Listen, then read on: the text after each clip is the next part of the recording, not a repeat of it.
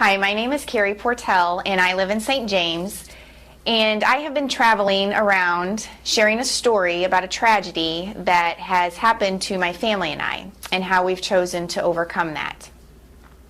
4.5 years ago, I was involved in a drinking and driving collision. Now, most of the time, you're going to hear from the drunk driver, but today, I'm here to share with you a different perspective.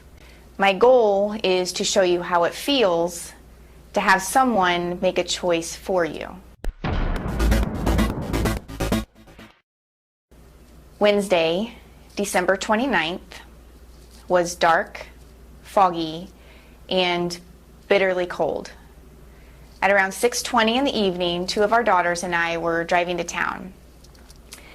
And I happened to look to my right, who was busting a move in her seat, and I glanced up in my rearview mirror at our other daughter, who was giggling in the back seat directly behind me. And it played out just like it does in a movie, because I was still smiling as I took my gaze from that rearview mirror back to the highway in front of me. And I remember losing my breath as I watched a full-size pickup truck pop over a small hill and round the corner towards us. And I said, "It's on the wrong side of the highway," like I was confused.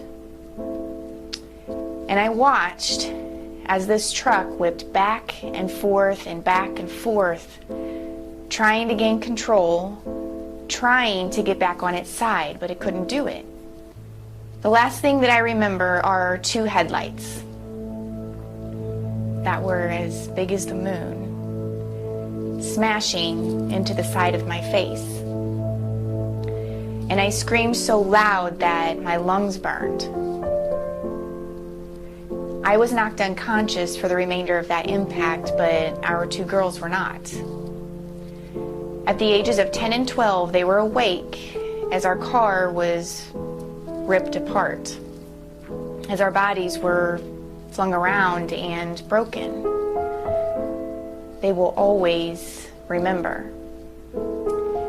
That impaired driver was the only one not wearing his seatbelt. And that man lost his life that night. His blood alcohol level was 0.265. Drinking and driving is not a mistake. It's not an accident. It is a choice. And most people think only of the victims that are directly involved, but we left my husband and two other siblings at home watching TV in our living room. That choice has now affected them. And that night there were parents, grandparents, aunts, uncles, friends, phone call after phone call after phone call. That single choice created a domino effect. People are naturally curious about the level of pain that I've had. And that first year was intense. So intense that it hurt just to exist. And that's just the physical side of it. The emotional side can be just as painful. When I look at our car, it's hard to imagine anyone coming out of that alive, much less all three of us. I was in a wheelchair for the majority of 16 months. I've had 11 surgeries in 3 years. And I've had many, many injuries, but my three most significant were my pelvis and both of my ankles. My pelvis and both ankles are fused, which means they do not move anymore. You may choose to drink. And it's not just whether you're going to be the one to drink and drive.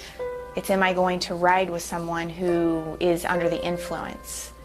Or do I watch my best friend, boyfriend, girlfriend, brother and sister, do I watch them drive away knowing that they are incapacitated? It's taken me 4 years to walk as well as I do today, and most of the time I have to wear some sort of braces on my ankles to be able to walk stably. My prognosis is that I have 8 to 10 years to walk before I end up in a wheelchair again. I am at my peak. I won't get any better, and soon my injuries will start to deteriorate. There's nothing that I can do to change what has happened to my family and I. That was out of my control. I can control my future, my attitude, and my own decisions.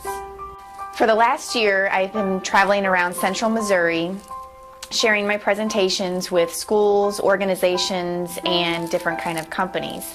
And during one of those early presentations, I had a 15-year-old boy ask me a question that I had never anticipated being asked. How do you forgive him? And I saw tears in his eyes.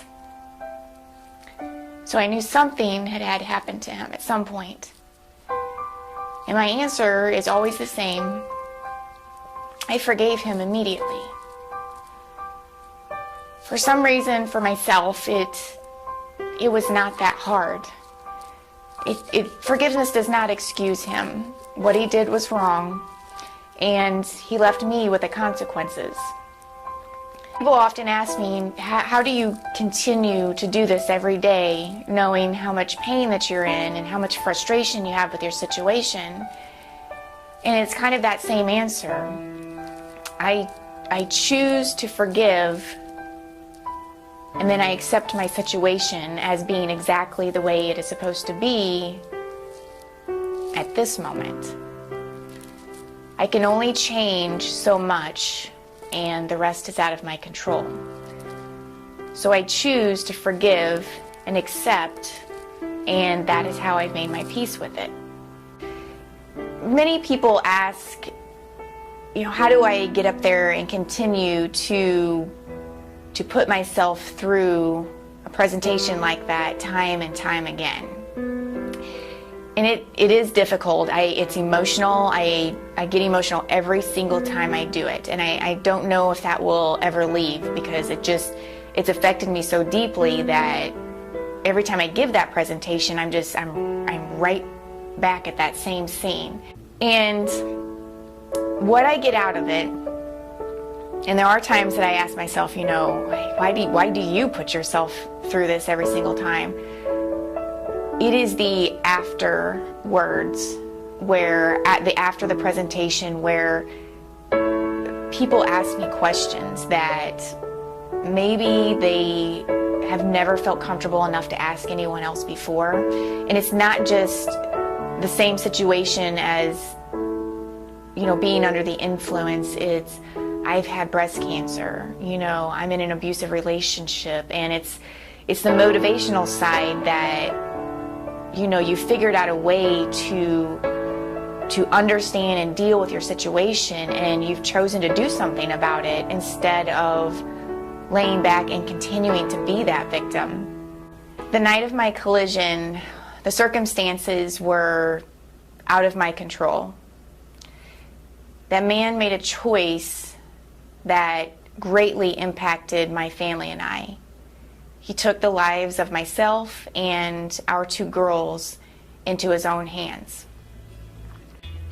I had a choice that I could continue sitting in that wheelchair for the rest of my life due to the severity of my injuries, or I could accept it, change as much as I can physically and emotionally, and move on.